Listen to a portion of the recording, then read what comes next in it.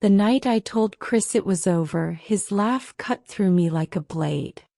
You think by breaking up with me I'll suddenly make our relationship public? Don't be naive. You'll only hurt your career. You'll hurt yourself. I walked away and joined a live dating show. Just a couple months later, Mia, Chris pleaded, his voice soft, I'll do whatever it takes. I'll make it right. Just come back to me. I remember the first time I met him in acting class.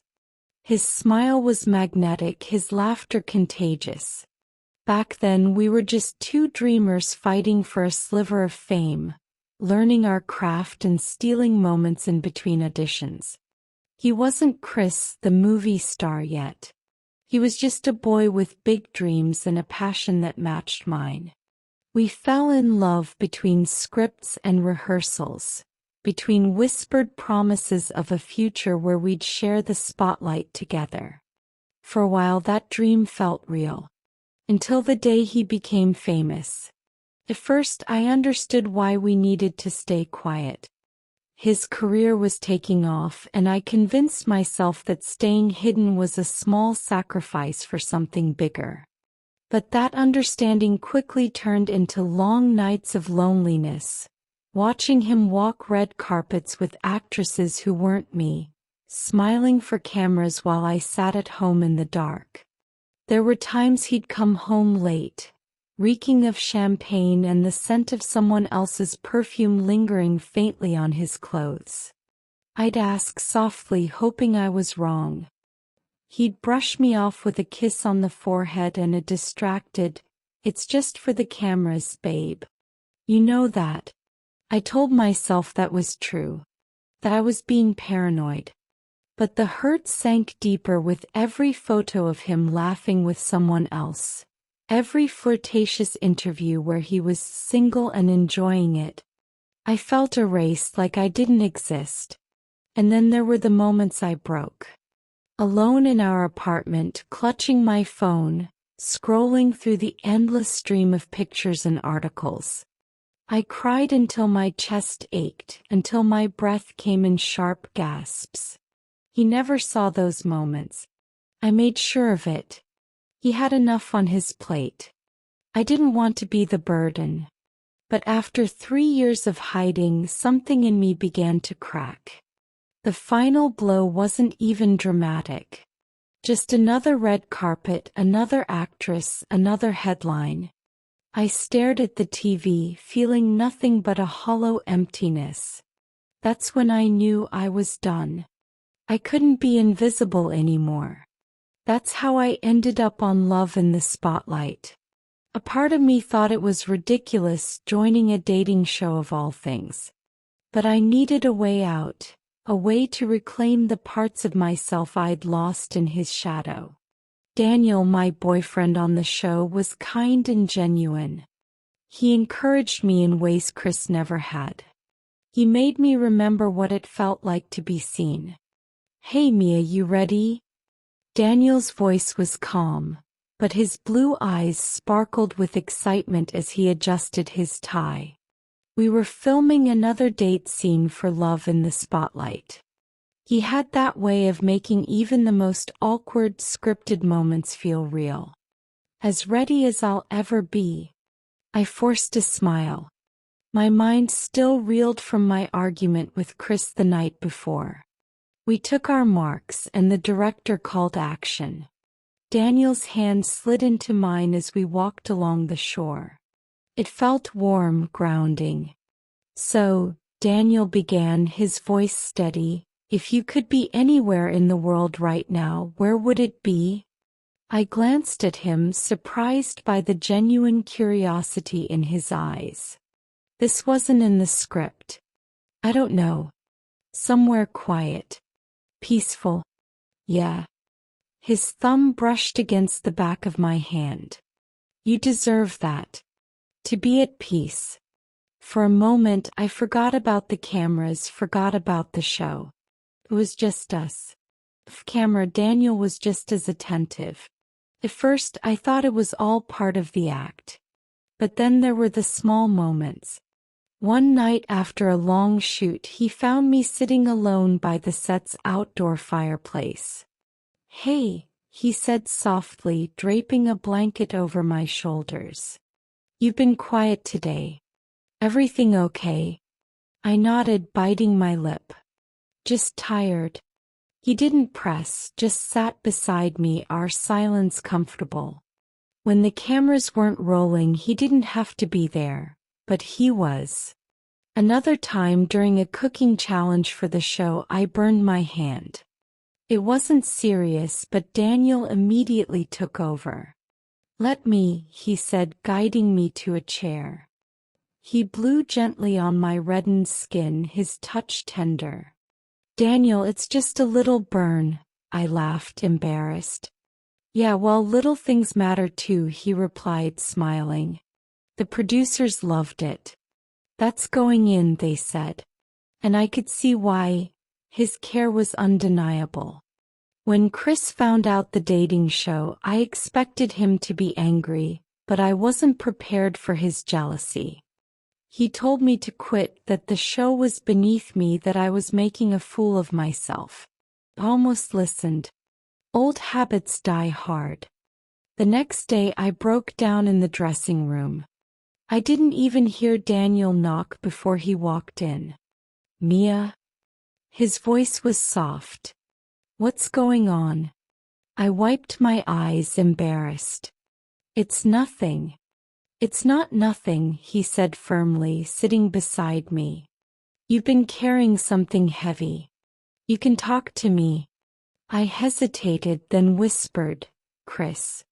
He's trying to make me quit." Daniel frowned, his jaw tightening. "Quit the show?" "Why?" "He says it's a distraction, that I'm embarrassing myself." I exhaled shakily. "He thinks I'm making a mistake." Daniel's gaze softened. He reached out, tucking a strand of hair behind my ear.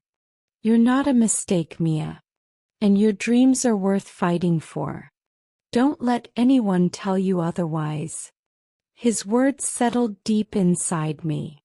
It wasn't just what he said, it was how he said it. Like he truly believed in me. And finally, I've decided that I couldn't be the woman who hid anymore. The night I told Chris it was over, his laugh cut through me like a blade.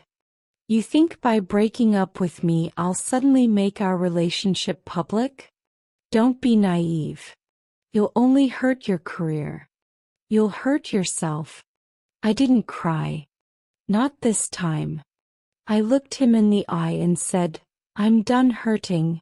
A couple months passed by, something shifted between me and Daniel. The show became more than just a show. The laughter we shared felt real. The late-night talks felt genuine. And I wasn't the only one who noticed. "Have you seen the fan reactions?" One of the producers grinned, holding up her phone. "They think you two are the real deal." Daniel glanced at me, smiling shyly. "Maybe because we're not that great at pretending." My heart skipped. Was he pretending at all? One evening, as we rehearsed our lines for a romantic scene, he suddenly paused. "Mia, can I ask you something off the record?" I blinked, lowering my script. "Sure. This thing between us, is it just the show, or?" His eyes searched mine, vulnerability etched across his face.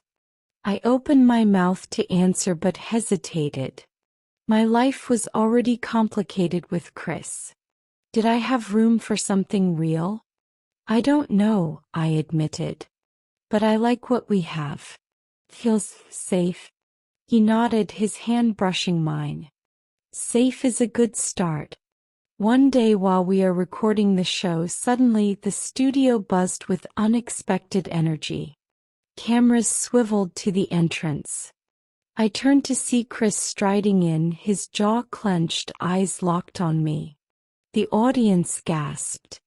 His presence sucked the air from the room. My heart pounded as he walked straight toward me, his eyes burning with something between anger and desperation. "Mia, this needs to stop," he said, his voice steady but his eyes pleading.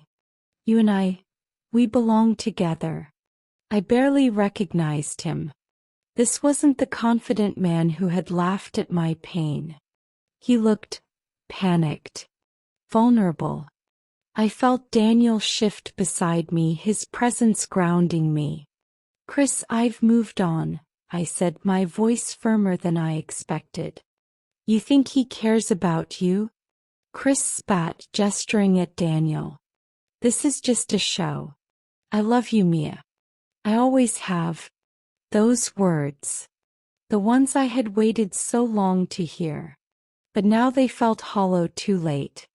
"No," I said, my voice breaking. "If you loved me, you wouldn't have kept me hidden. You wouldn't have let me feel like I didn't exist." His face crumbled, and for a moment I saw the man I fell in love with. But I couldn't go back. Not anymore. "I'm choosing me," I said. "I'm choosing my dream." The audience erupted into applause, but all I could hear was the silence between us. Chris stood there, breathing heavily, his eyes locked onto mine.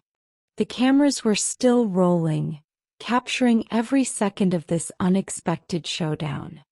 Daniel stayed close, his calm presence steadying me, but I knew this was my decision. My moment. "Mia," Chris pleaded, his voice softer now. "I'll do whatever it takes. I'll make it right. Just come back to me." It was the apology I had waited years for. The vulnerability I had longed to see. Yet my heart wavered. I turned to Daniel, his eyes steady, no pressure, no expectations, just quiet support. He wasn't asking me for anything, yet he had given me everything I didn't know I needed. A tear slid down my cheek as I took a shaky breath. I faced Chris one last time. "I loved you," I whispered, my voice trembling. "But love isn't enough when it breaks you."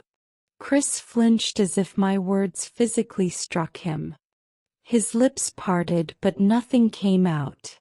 Daniel stepped forward, his hand brushing against mine. "You don't have to decide anything now," he said gently, his voice just for me. "Whatever happens, I'll be here." I looked between them, my past and my possible future. Two men who shaped me in different ways. I had a choice to make, but maybe, just maybe, it didn't have to be today. The cameras zoomed in, waiting for my answer. But for the first time in my life, I didn't care about the audience or the spectacle. I cared about me. I took a deep breath and whispered, "I need time." Daniel nodded, understanding in his eyes. Chris remained silent, his expression unreadable. As I walked away from both of them, I felt something I hadn't in years. Freedom. This time I was choosing my path and no one else could decide it for me. The future was wide open, and for once I was okay with that. The end. Or maybe just the beginning.